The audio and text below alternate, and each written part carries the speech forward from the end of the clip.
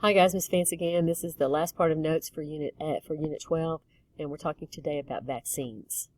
You probably don't even remember getting your first vaccine because most of the time you got your first vaccine when you were a baby. They start giving vaccines to babies about 3 months, 4 months, something like that, and usually every couple of months there's another vaccine or booster shot that you get because babies have relatively immature immune systems. And so you have to wait a little bit for them to mature a little bit, and then by introducing you to these pathogens early on, then you get longer lasting immunity to it, to those things that you don't want your kids to get. So think back when we talked about viruses. Remember we said that a virus was like a box with DNA in it, a DNA or genes in a box. A vaccine is made from a weakened form or a killed form of the virus or a bacteria, in order to stimulate the immune system to recognize that as a foreign agent. So what you're doing is you're making antibodies and memory cells against that particular pathogen so that when you encounter it in your life, that you'll have the immunity against it and not get that disease. When I was a child, a long time ago, we used to have a number of diseases we called childhood diseases, things like measles, mumps, rubella, chicken pox, those kinds of things, and pretty much every kid got them.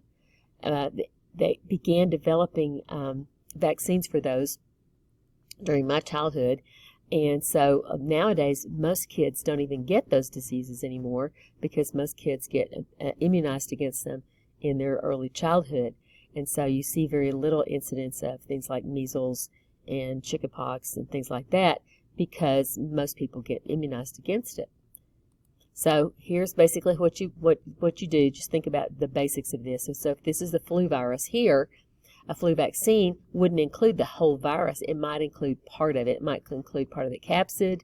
It might include part of the envelope. It might include just part of the proteins on the surface of the capsid. Something like that. It wouldn't be the whole virus. It wouldn't get you sick necessarily, but it would stimulate an immune response. So we're going to talk a little bit about how vaccines work and about the different kinds of vaccines that there are.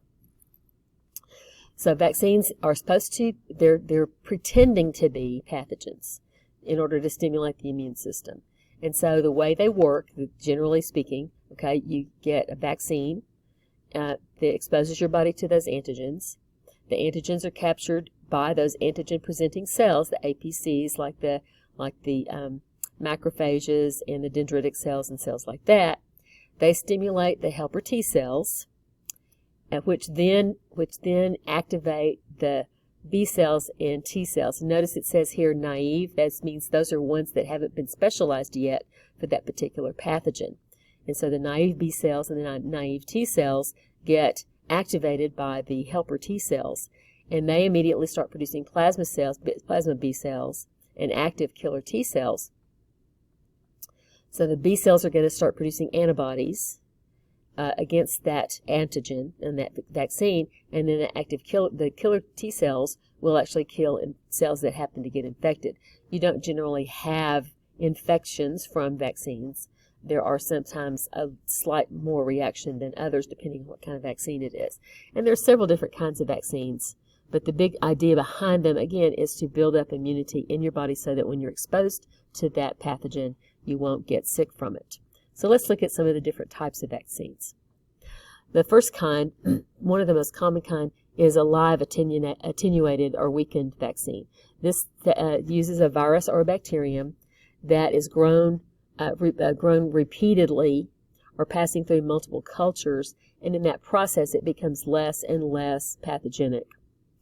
That weakened strain is then extracted and put into the vaccine format, and then there is still a live vaccine there, but it's weakened. It's not really going to cause disease, and you won't be able to transmit the disease to other people. You might get a slight reaction to it.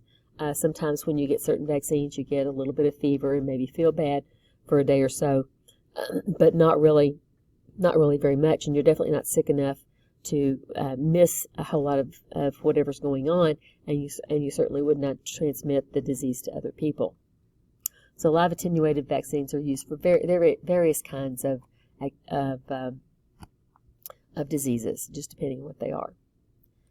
Second type is inactivated or killed vaccines. Okay, these usually have fewer symptoms than the live attenuated, but they produce a similar immune response. So in this case, you're going to take bacteria or viruses that have been actually killed or deactivated by things like chemicals or heat or something like that. And so now you just got the infectious parts of it, the parts that are the antigen parts of the pathogen in the vaccine.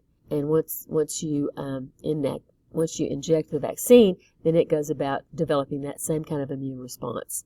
And again, but you definitely won't get sick from this. It'll have fewer symptoms than the live vaccines do, but the immune system will be stimulated to produce antibodies against that particular pathogen.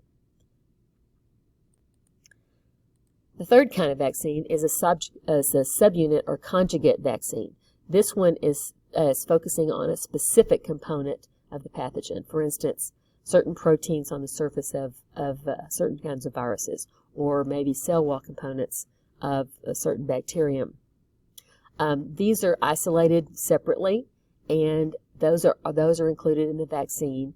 Sometimes a carrier protein has to be included because certain individuals' immune systems don't respond to directly to the protein components or the specific components of the pathogen, and so sometimes there's a carrier protein. That's what's called a conjugate vaccine, and those are common for certain kinds of things as well. But again, they're not going to cause any disease because it's not the entire pathogen.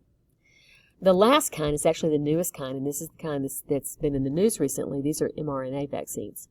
This is the kind of vaccines that they've made that have already been out in the public, the Pfizer and the Moderna vaccines for the coronavirus, the SARS-CoV-2.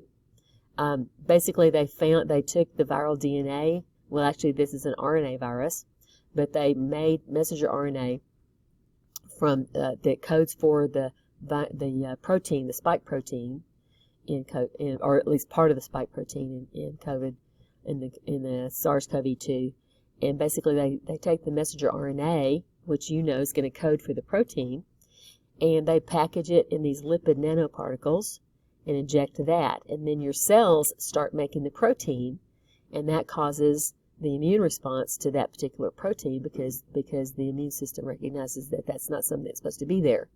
It kind of turns some of your cells into antigen-presenting cells so that they stimulate the immune response.